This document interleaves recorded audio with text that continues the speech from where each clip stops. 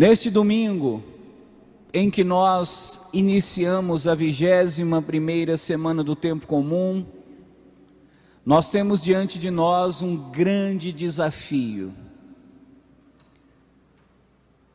refletir sobre um desses presentes que Jesus prometeu a Pedro no Evangelho de hoje.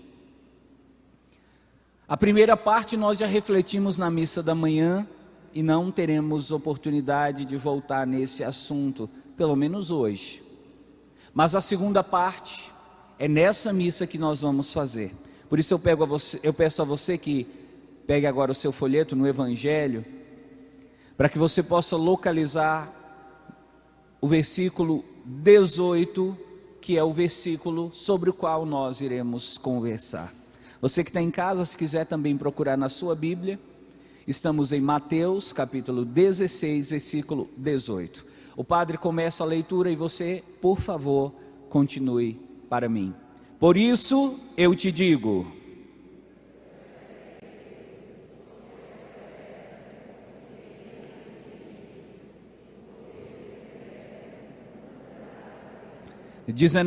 eu te darei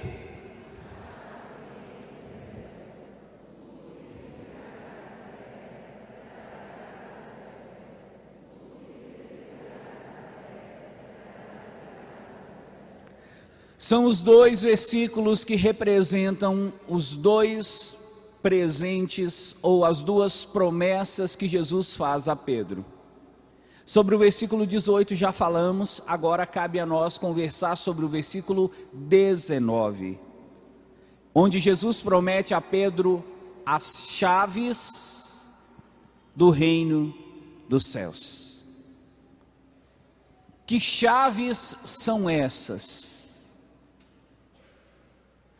Porque Jesus prometeu e porque Jesus quis dar a Pedro essas chaves.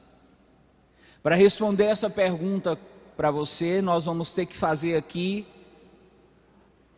uma recapitulação até um pouco perigosa sobre a história de Israel. E nós temos a nosso desfavor o tempo, que hoje é mais abreviado. Então você vai precisar de ter uma atenção redobrada para não ficar pelo caminho durante a homilia. Se você me promete que vai prestar toda a atenção, que vai se concentrar bastante, eu quero que você diga assim: amém. Olha só, toda essa história começa quando Davi decide construir um castelo, uma fortaleza na cidade de Jerusalém.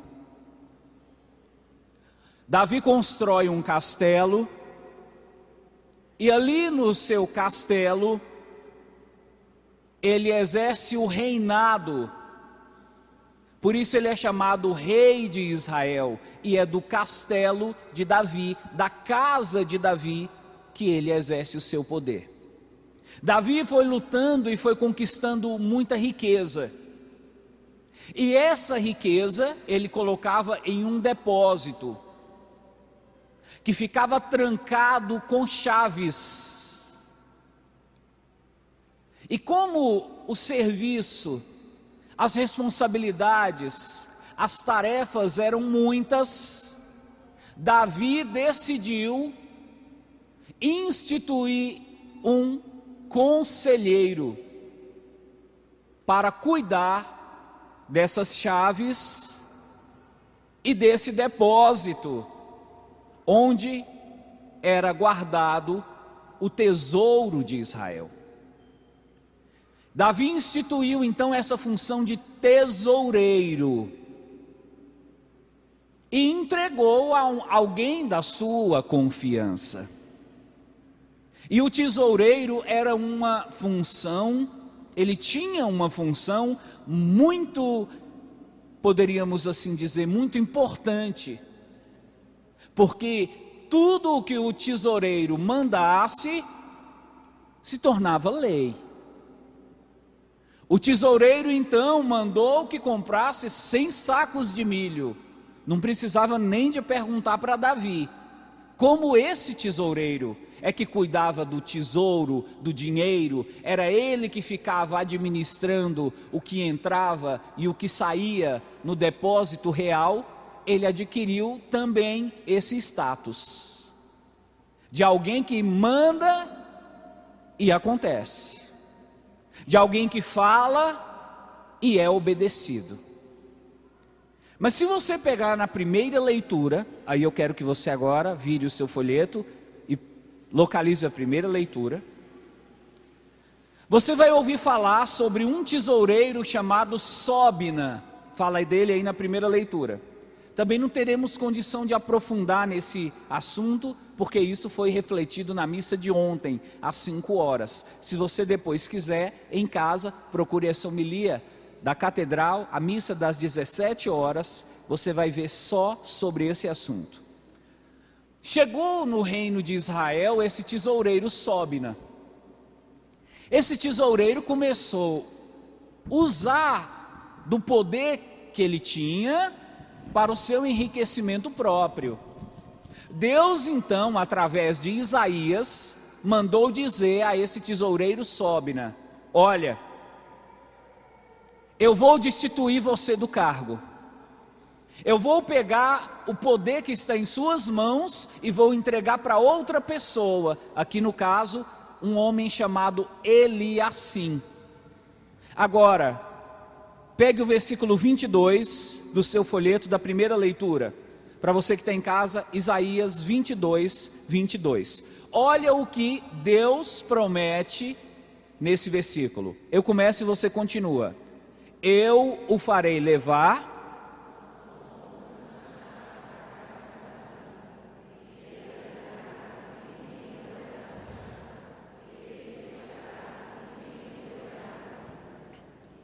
Ok. Responde agora para mim. Na sua opinião, esse versículo aqui tem alguma relação, tem alguma semelhança com a promessa que Jesus faz para Pedro, sim ou não?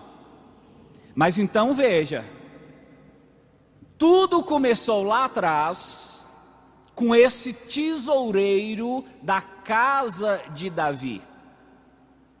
Deus iria tomar as chaves de Sóbina, iria entregar para Eliacim. Você deve estar perguntando, mas quem é Eliacim? A Bíblia fala pouco dele. E a igreja então interpreta que Eliacim é uma profecia sobre Jesus Cristo. Agora olha o que acontece lá na frente, em Apocalipse capítulo 3, versículo 7. Não tem aí no seu folheto, só ouve. Jesus diz assim: eu sou o alfa e o ômega. Eu sou aquele que tem nas mãos as chaves de Davi. Eu tenho o poder de abrir e de fechar. E a porta que eu abro, ninguém fecha. A porta que eu fecho, ninguém abre. Então você fica pensando, padre, peraí, que negócio é esse? Quer dizer que essa chave estava na mão de Sóbina, depois passou para a mão de Eliacim passou para a mão de Jesus, e de Jesus passou para a mão de Pedro? Realmente é isso. Se você for fazer uma análise temporal histórica, a chave da casa de Davi foi entregue para Jesus, e Jesus entregou essa chave para Pedro. Por isso então a igreja entende que o Papa, que é o representante de Pedro na terra, tem essas chaves na mão. O poder de ligar e de desligar, o poder de abrir e de fechar. É por isso que quando o Papa, a gente utiliza a expressão ex cátedra, ele emite um pronunciamento sobre costumes e fé, a igreja diz que esse ensinamento do Papa é um ensinamento infalível, por causa desse poder representado pelas chaves. As chaves na Bíblia representam autoridade. E a igreja entendeu que essa autoridade foi dada para Pedro, para governar a igreja. Até aqui tudo bem? Quem estiver acompanhando, diga amém. Mas na Idade Média apareceu um homem muito famoso, chamado Santo Tomás de Aquino. Quem já ouviu falar dele, diga amém. Santo Tomás de Aquino foi estudar sobre isso e chegou à seguinte conclusão: espera aí. Os evangelhos dizem que quando Jesus ressuscitou, ele apareceu aos discípulos, soprou sobre eles e disse assim: recebei o Espírito Santo.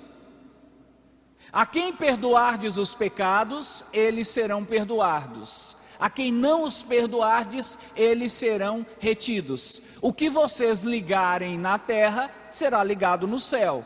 O que vocês desligarem na terra, será desligado nos céus. E Santo Tomás de Aquino começou a questionar: então Jesus deu essa chave? Não foi só para Pedro, não.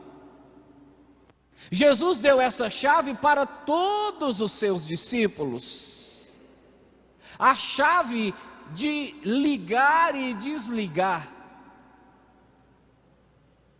Todos os discípulos de Jesus receberam essa chave, esse poder. Agora eu pergunto para você: quem aqui se sente discípulo de Jesus? Diga amém. E daí vem a segunda pergunta: se você se sente discípulo de Jesus, você consegue acreditar que Jesus também te deu essas chaves? As chaves que têm o poder de ligar e desligar? Quem acredita nisso? Diga amém. Ô padre, mas que chaves são essas? Eu disse para você que chave na Bíblia significa autoridade. Se você é cristão, é católico, você recebeu então de Cristo, no dia em que foi batizado, a autoridade espiritual. É uma pena que você não use, ou que muitos de nós não usemos a nossa autoridade espiritual. Você tem uma autoridade que você não é capaz de imaginar a extensão e o poder dessa autoridade. Essa autoridade foi dada por Jesus a você no dia em que você foi batizado. A autoridade de ligar e de desligar. Ligar quem? Desligar quem? Ligar e desligar pessoas. Como assim, padre? Eu disse para você que o conselheiro, o tesoureiro, ele tinha as chaves do tesouro. Quem lembra disso, diga amém. Quando ele abria as portas do tesouro, quem estava lá fora podia entrar e ter acesso à riqueza que estava dentro do depósito.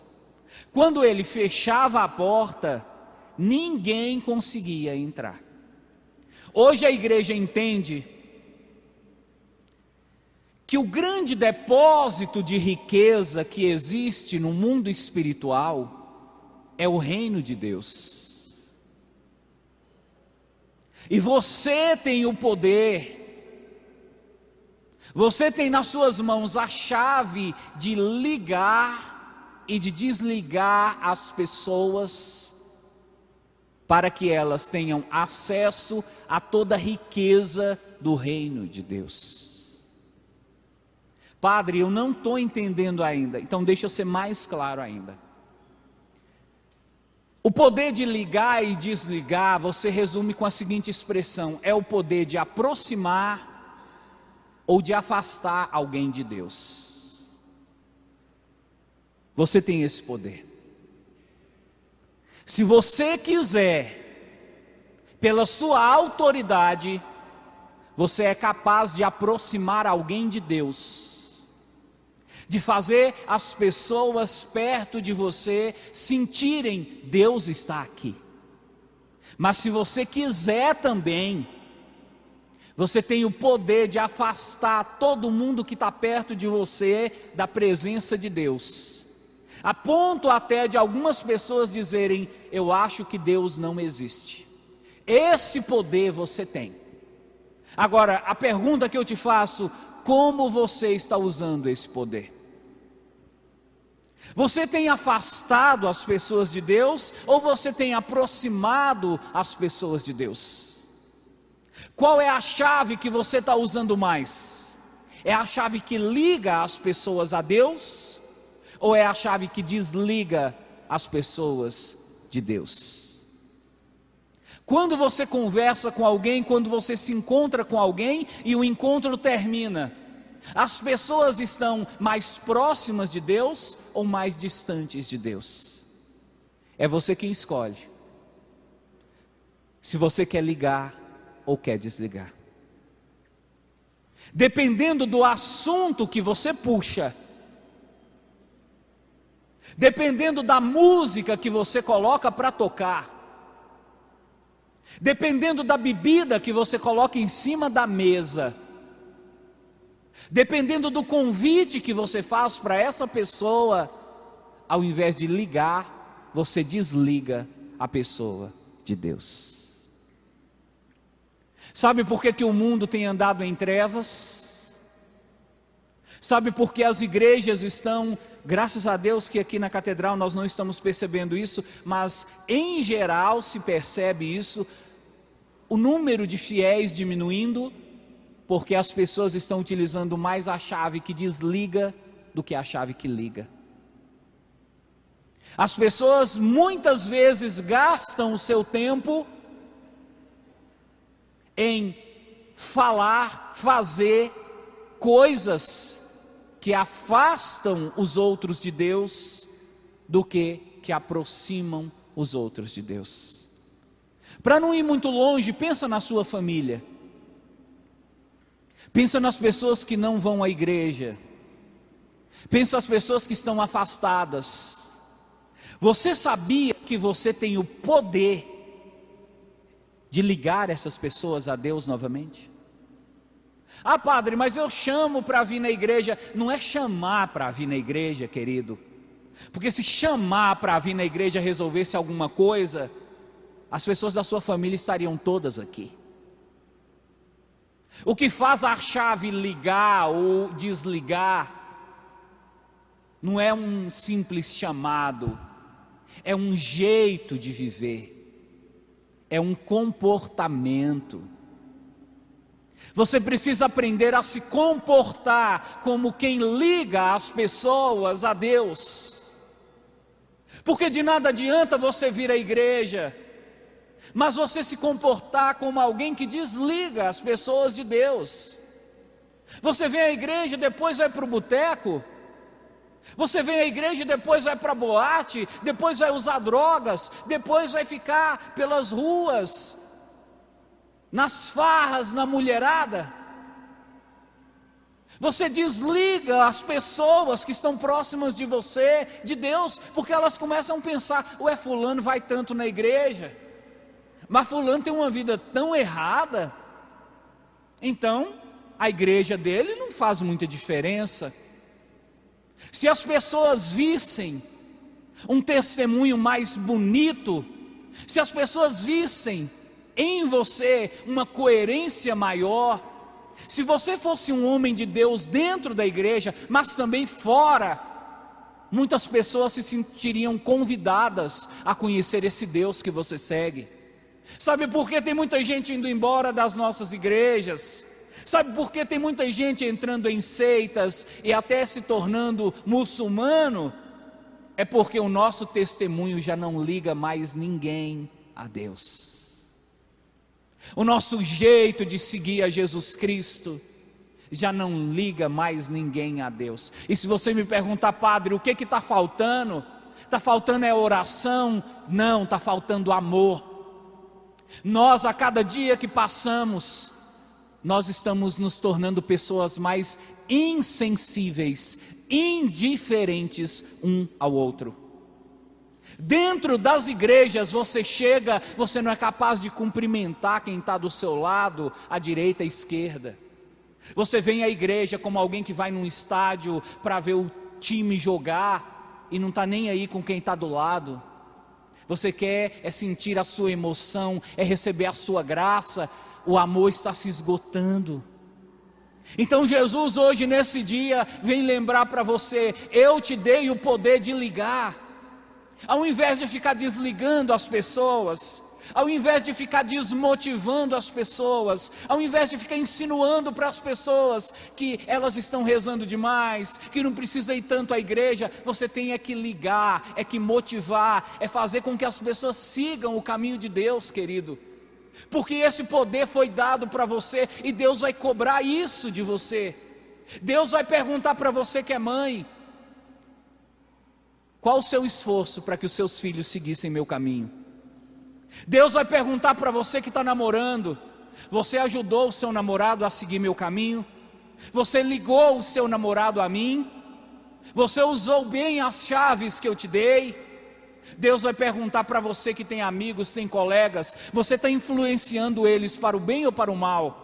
Você está sendo uma chave boa ou uma chave ruim? Você está ligando ou desligando? Hoje Jesus convida você a olhar para todo mundo que se encontra desligado de Deus e ligar novamente. Sabe como? Com uma visita, com uma palavra de carinho, sem ficar cobrando, sem ficar jogando na cara, sem ficar fazendo aquele discurso moralista: porque se você não for na igreja você vai para o inferno. Essa conversa, querido, já não faz mais sentido. A conversa hoje é essa: você tem que ir na igreja, porque lá dentro você vai descobrir o maior amor da sua vida.